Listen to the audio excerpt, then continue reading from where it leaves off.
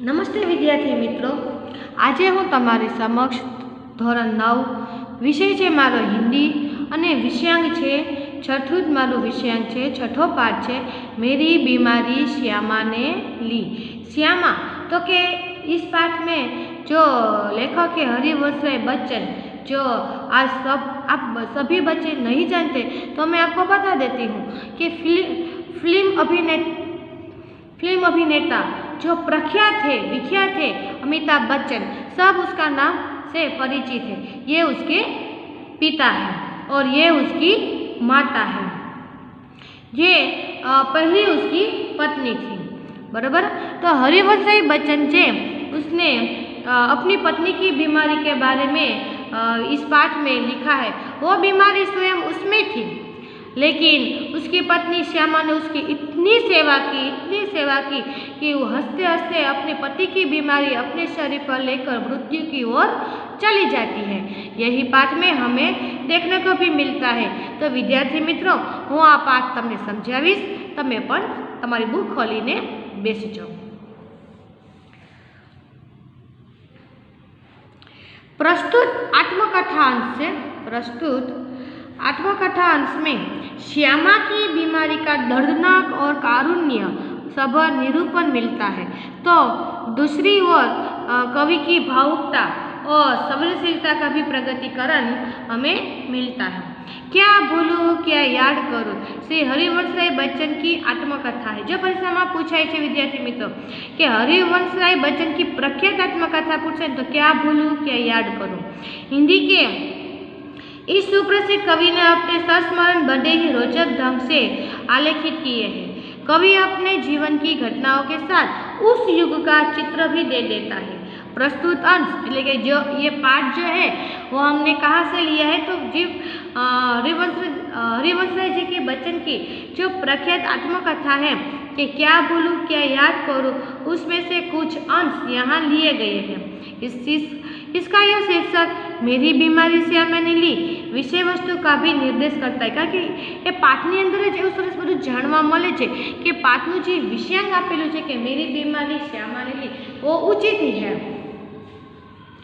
विद्यार्थी मित्रों, अब हम पाठ की तरफ चलते हैं। मैं अपनी बीमारी को डुलराने वालों में न था। कौन? तो हरिवंश राय बच्चन जी कहते हैं। सच कहूँ तो मैं अपनी बीमारियों के प्रति प्रायः निर्भय था। शायद मैंने गांधी जी के ही एक लेख में कहीं पढ़ा था कि बीमार होना अपराध है। गांधी जी ने एक लेख लिखा था जिसमें लिखा कि बीमारी में भी आप काम करो। तो यही बात जो वो बच्चन जी ने अपना ली थी, એટલે कहते हैं कि मेरी नज़र में भी बीमार होना अपराध है। मुझे ये हो रहा है, मुझे ये हो रहा है, मुझे सर दर्द हो रहा है, मुझे पेट में दुख रहा है, ये मत सोचो। बस जब हमें बीमारी हो तब इतना काम करो कि बीमारी आपके शरीर से भाग जाए। हमें जो शरीर दिया गया है उसे हम स्वस्थ न रखें तो हम अपराधी तो है ही। मैं इस तरह को कुछ और आगे ले गया। अपराधी को दंड देना चाहिए। मुझे अपराधी कौन? शरीर ने स्वस्थ रखो तो बीमारी ना आएगी। मुझे जब कभी छोटी मोटी बीमारी होती, जुकाम, बुखार, खांसी, सिर दर्द, तो मैं खाट पर न लेती कि मैं पलंग पर न सोता और भी अपने से काम लेता। એટલે કે જ્યારે મને કોઈ પણ બીમારી લાગે શરીરની અંદર મને કંઈક એવું તકલીફ પડે તો હું ત્યારે આરામ ન કરું, પણ उस बीमारी में बहुत ज़्यादा काम ले लेता हूँ, लेकिन बहुत ज़्यादा काम करता हूँ। मुझे भरे भूत बुखार में अपनी रात की ट्यूशन पर जाने की याद है। बुखार की गर्मी और तेजी में तो मैं और जोर से पढ़ाता।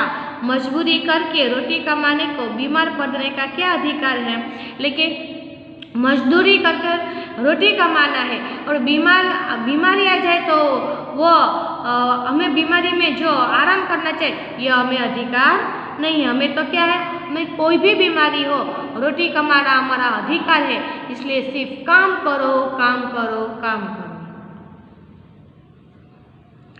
बीमारी अमीरों की हरमजदगी है, गरीबों को उसे अपने पीछे न लगाना चाहिए। लिखने में तो मैं ऊंचा बुखार मुझे सब तरह से सहायक, प्रेरक और प्रोत्साहक लगता। एक तरह की आग जिससे मेरी अनुभूतियों में ताप आता, जिसमें गल पिघल कर मेरा हृदय ढलता। एक तरह की भट्टी जो मेरे विचार, भाव, कल्पना को उबाल देकर उच्छलित करती। શું કહે છે કે बीमार लोगों ने अमीर लोग होते हैं उसे बीमारी आनी चाहिए, क्योंकि अमीर लोग बीमारी में पुष्कर आराम करते हैं, जोरदार आराम करते हैं, उसकी हरम झटगी है ठीक है।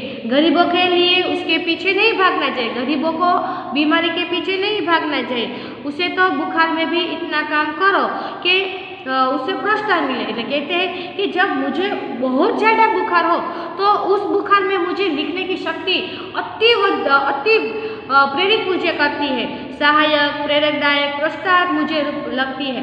और बुखार में तो इतना ज़्यादा जो हमारे पुस्तक के पेज है वो मैं लिखता हूँ क्या, जिसमें गल पिघल कर मेरा हृदय डर जाता है, एक तरह की भट्टी।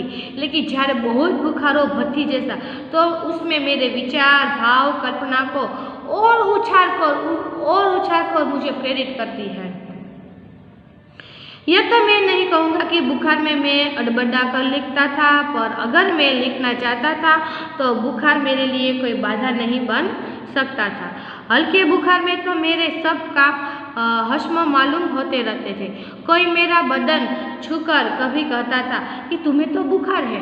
જ્યારે कोई मारू शरीर अड़े ત્યારે खबर पड़े कि आम तो बुखार है, लेकिन स्वयं को तो वो अपने बीमारी को छुपाता रहता है और अपनी मुझे बीमारी नहीं है, मैं बीमारी नहीं है, मुझे ताव भी नहीं है, मुझे बुखार भी नहीं है, ऐसा ही कल्पना बांधकर वो लिखने की प्रेरणा कर। जो बच्चन जी है वो लेखक भी थे, वो उसने पुस्तक भी लिखी थी, काव्य भी लिखी थी, आत्मकथा भी लिखी थी, निबंध भी वो एक लेखक थे। तुम्हें तो बुखार है, तो मैं पट से जवाब देता था कि हाँ बुखार है और मैं भी हूँ कि हाँ बुखार तो है मेरे शरीर में और बुखार के साथ साथ मैं भी हुई है, मतलब मेरे शरीर में बुखार है तो मुझे तो कुछ असर नहीं हो रहा है क्या। शायद किपलिंग ने अपनी आत्मकथा में लिखा था, एक लेखक है किपलिंग जो विदेशी था, उसने भी अपनी आत्मकथा में लिखा था कि कभी कभी उसे बुखार में भी काम करना पड़ता था और जब वो बुखार में होता था तो अच्छी कहानियाँ लिखता था। जो लेखकों ने परे परे रहना नहीं पसंद था, वो उसके शरीर में कोई भी बीमारी हो तो वो उसमें लिखना पसंद करता था। बुखार में काम लिखने की मुझे याद नहीं, हाँ वह कैसा बन पड़ा इसका निर्णय मैं न देना चाहूँगा। प्रसंगवश मुझे याद आ गया है कि अपनी 2 चट्टानें जो उसकी पुस्तकें लिखी थी, 2 चट्टानें, 2 और 2 सबसे बड़ी कविताएं छात्र के नोबेल पुरस्कार ठुकरा देने पर और 2 चट्टान अथवा सिसिफस बरकस हनुमान मैंने प्लूरिसी में पढ़े लिखी। प्लूरिसी એટલે કે फेफड़े की बीमारी है, अपना जो शरीर फेफड़ा की बीमारी है, तो जब उसे प्लूरिसी की बीमारी हो गई थी तब उसने बिस्तर पर पड़े ये 2 कविताएं भी उसने लिखी थी, 2 चट्टान ने सिसिफस बरकस हनुमान, जो आराम नहीं किया पुस्तकें लिखी। बहरहाल जब मैं अपनी जवानी पर था बीमारी मुझे पराजित न करती थी, मैं ही अपनी जिद से अपनी बीमारी को पराजित कर देता था। बुखार सुखार आखिर कितने दिन चलता। विश्राम तिवारी कहा करते थे कि मार के पीछे भूत भागे, मार के पीछे भूत भागे। और बच्चन जी ने कहा है कि यह सिद्ध कर दिया अपने प्रयोग से कि काम के पीछे बुखार भागे, काम करो इतना कि बुखार अपने आप भाग जाएगा। यह बुखार मामूली न था, इसका संबंध उस तूफान से था जो पिछले 9 महीनों से मुझे झकझोर कर रहा था और शांत होने से पूर्व सबसे अधिक विध्वंस झटका मुझको दे गए। मुझे मालूम पड़ गया था कि मुझे अब जो बुखार हुआ है वो मामूली नहीं है, क्योंकि बुखार तो चढ़ता ही जा रहा है और काम करता हूँ तो भी वो जाने का नाम नहीं लेता। स्कूल बंद था, ट्यूशन पर मैं जाता था, उसकी आमदनी की मुझे ज़रूरत थी। किताबों की बिक्री अभी नियमित है, लेकिन जो वो लेखक थे वो किताब भी लिखते थे तो बिक्री लेके उसका वेचान अभी तक मार्केट में नहीं हुआ था, इसलिए उसकी आमदनी भी उसे बंद थी।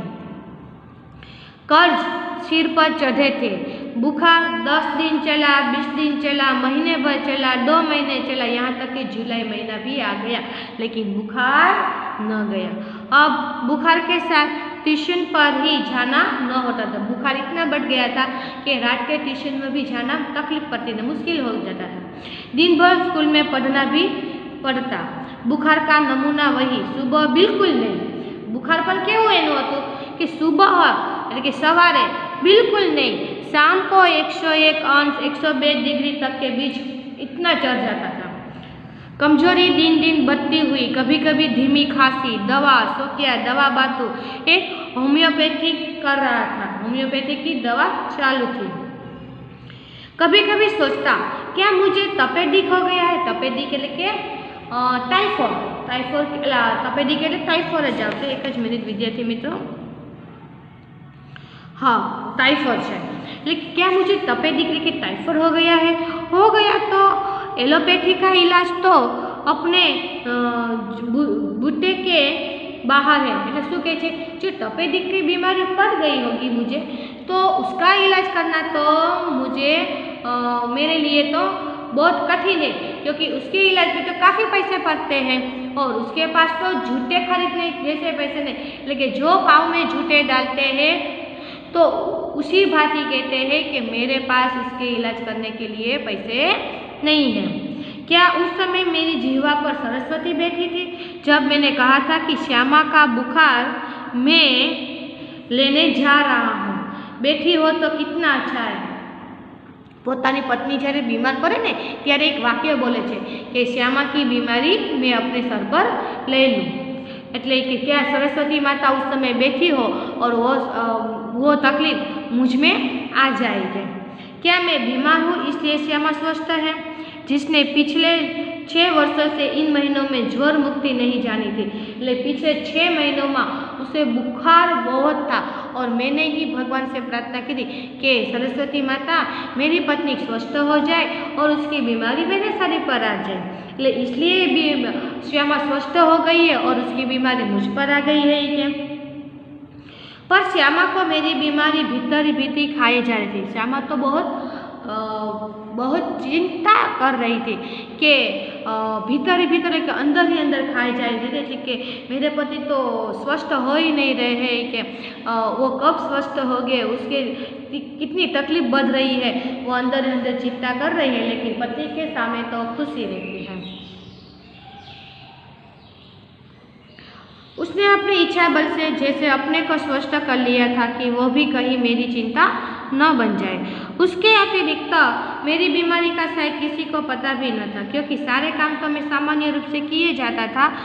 गर्मी में तो सभी थोड़े बहुत दुबले हो जाते हैं। एक दिन उसने मुझसे कहा कि मैं डॉक्टर बी के मुखर्जी से अपनी परीक्षा लेके जांच कराऊँ। એટલે એકવાર મારી પત્ની મને કહે છે કે ઘરમાં કોઈને નથી ખબર કે बीमार છે, કારણ કે થોડું થોડું હોય तो काम ज करता था, पर पत्नी को मालूम पड़ चुका था। એટલે पत्नी ने कहा है कि आप एक बार से डॉक्टर मुखर्जी से अपनी जांच कराइए, अपना इलाज कराइए, अपने शरीर में अंदर जो तकलीफ है उसकी जांच कराइए। मैंने ताल मतुर की तो उसने ब्रह्मास्त्र चल, मैंने ताल मतुर कि मैंने उसे कहा कि ना ना अभी नहीं, फिर जाऊंगा। इतने समय में टाइम और समय बर्बाद करता गया तो उन्हें ब्रह्मास्त्र लेकिन उसने एक क्रोध आ गया। तो उसने क्या किया कि मैं जब तक अपने को डॉक्टर को न दिखलाऊंगा वह खाना नहीं खाएगी। ब्रह्मास्त्र तो मानना ही था। डॉक्टर मुखर्जी को भय था कि मुझ पर क्षय का आक्रमण हुआ है। नुस्खा उन्होंने लिख दिया और कुछ दिन चिंता मुक्त होकर पूरी तरह आराम करने को कहा। अब पत्नी की बात तो मुझे माननी पड़ेगी, उसने उसे खाना पीना छोड़ दिया था, इसलिए डॉक्टर मुखर्जी को बताया तो उसको ऐसा लगा कि इसे मुझे शायद क्षय की बीमारी, टीबी की बीमारी हो चुकी है, इसलिए मुझे संपूर्ण आराम करने के लिए कहा। नुस्खा मुझे मौत का परवाना लगा क्योंकि उसमें बहुत खर्च हो चुका था। श्रम परवाना लगा। क्या मेरी विदा का समय आ गया है? क्या मुझे मेरे ऊपर जाने का एक समय आ गया है? क्या इतने ही दिनों के लिए मैं आया था? इतना ही नहीं, इतना ही गाने गुनगुनाने, केवल इतना श्रम संघर्ष करने, इतने दुख संकट उठाने, स्वागत के ही साथ विदा की होती देखी तैयारी बंद लगी होने, खुलते ही मेरी जीवन मधुशाला। એને એક મસ્ત એક ઉપન્યાસ છે મધુશાલા, એટલે એનું બોલે છે, એટલે પોતાનું કે क्या मैं इतने दिनों के लिए ही जी आया था कि धरती पर हंसने मुस्कुराने के लिए कि क्या अब मेरा विदा लेने का समय आ गया है? क्या मैंने अपनी भविष्यवाणी स्वयं कर दी थी? सबसे मर्मवेदी प्रश्न था कि श्यामा के भाग्य में विविधे भी लिखा लिखे विधवा भी लिखा है। मरने से मुझे डर नहीं था, वो मुझे कठिन भी नहीं लगा। कठिन लगा मरने से पहले जीना, मरने से पहले जीना मुझे कठिन लगा, क्योंकि मैंने अपनी बीमारी में, घर के भाड़े में जो खर्च किया है उसका कर्ज मैं तो मर जाऊंगा, तो मैं अपनी पत्नी के सिर पर कैसे डाल दूँगी? पूरे आराम के अर्थ होंगे ट्यूशन छोड़ दूँ, स्कूल से छुट्टी ले लूँ, ज़्यादा लूँ तो बगैर तनख्वाह के लेने को तैयार हूँ। फिर घर का खर्च कैसे चलेगा? शालिग्राम उसका छोटा भाई है, केवल अपनी तनख्वाह के बल पर घर नहीं चला सकते। कल उनकी बदली भी हो सकती है, तब वे एक पैसा भी घर भेजने की स्थिति में न होगा। कैसे कि मैं संपूर्ण आराम करूँगा तो मुझे सब कुछ छोड़ना पड़ेगा, तो घर कैसे चलेगा? छोटा भाई है शालिग्राम, वो भी उसका तनख्वाह भी इतना नहीं हो तो जिससे घर का पूरा खर्च उठा सके, और अभी थोड़े दिनों में उसकी भी बदली हो जाएगी तो वो घर पर 1 रुपया भी नहीं भेजेगा। महंगी महंगी दवाएं कहाँ से आएंगी? किताबें सी आमदनी अनियमित और अनिश्चित है, कर्ज भी अदा करने का कम नहीं है, कर्ज भी मेरा बढ़ा जा रहा है। श्यामा ने मेरी बीमारी सुनी तो काब उठी, पर तुरंत संभल भी गई, दृढ़ हो गई, एकदम मजबूत हो गई, कठोर हो गई। जैसे उसने पल भर में अनुभव कर लिया कि उसका कांपना मैं सहन नहीं कर सकूंगा। जब डॉक्टर ने बताया कि उसकी शय की बीमारी हो चुकी है तो श्यामा तो बहुत डर गई, लेकिन उसे ऐसा लगा जो मैं डरूंगी, मैं घबरा जाऊंगी तो मेरा पति जो है वो मेरी ऐसी हालत देखकर चिंतित रहेगा, तो उसकी तकलीफ दूर नहीं होगी, इसलिए तुरंत अपने को संभाल लेती है। इस खबर से मेरे माता पिता को तो लकवासा मार गया। मेरे माता पिता को चल नहीं पाते थे, ऐसी परिस्थिति हो गई थी। पिताजी धैर्यवान व्यक्ति थे, उन्होंने मुझसे कहा घबराओ नहीं, हम घर बेचकर भी तुम्हारा इलाज कराएंगे। विद्यार्थी मित्रों, मारू लेसन है अहीं पूर्ण करूँ छूँ, बाकीનું લેસન છે આપણે નેક્સ્ટ પીરિયડમાં જોઈશું।